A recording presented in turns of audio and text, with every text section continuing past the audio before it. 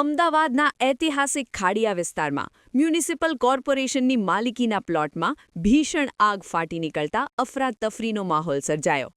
અમદાવાદ મહાનગરપાલિકા દ્વારા ખાડિયા વિસ્તારમાં આવેલા ખુલ્લા પ્લોટનો ઉપયોગ ટ્રાફિક અને અન્ય વહીવટી કારણોસર અટકાયતમાં લેવાયેલા વાહનો રાખવા માટે કરવામાં આવતો હતો। અચાનક લાગેલી આગે જોતજોતામાં વિકરાળ સ્વરૂપ ધારણ કરી લીધું હતું, જેના કારણે પ્લોટમાં હરોળબંધ પાર્ક કરવામાં આવેલા દ્વિચક્રી અને અન્ય વાહનો આગની લપેટમાં આવી ગયા હતા। સ્થાનિક રહીશો દ્વારા જાણ કરવામાં આવતા ફાયર બ્રિગેડની ગાડીઓ ઘટના સ્થળે પહોંચી હતી, પરંતુ ત્યાં સુધીમાં મોટાભાગના વાહનો સંપૂર્ણપણે બળીને ભંગારમાં ફેરવાઈ ગયા હતા।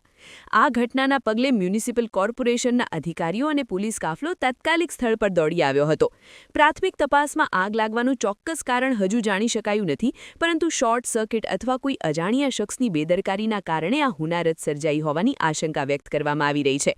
પ્લોટમાં સુરક્ષા વ્યવસ્થા અને અગ્નિશમન સુવિધાઓના અભાવ અંગે પણ સ્થાનિકો દ્વારા ગંભીર સવાલો ઉઠાવવામાં આવ્યા છે, કારણ કે આ આગને કારણે આસપાસના રહેણાંક મકાનો પર પણ જોખમ ઊભું થયું હતું। તંત્ર દ્વારા હવે આ મામલે સત્તાવાર તપાસના આદેશ આપવામાં આવ્યા છે અને નુકસાનીનો અંદાજ મેળવવાની પ્રક્રિયા હાથ ધરાઈ છે। ભવિષ્યમાં આવી ઘટનાઓ ન બને તે માટે ડિટેઇન કરેલા વાહનોના સંગ્રહ માટે યોગ્ય વ્યવસ્થાપન અને સુરક્ષા રક્ષકોની નિમણૂક કરવા બાબતે પણ વિચારણા કરવામાં આવી રહી છે।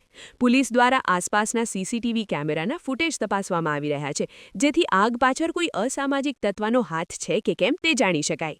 લગભગ 3:20 અમને કંટ્રોલ રૂમથી કોલ મળેલો કે ભાઈ આ રીતે ખાડિયા પોલીસ સ્ટેશનની અંદર ડિટેલ કરેલા વાહનની અંદર આગ લાગેલી છે।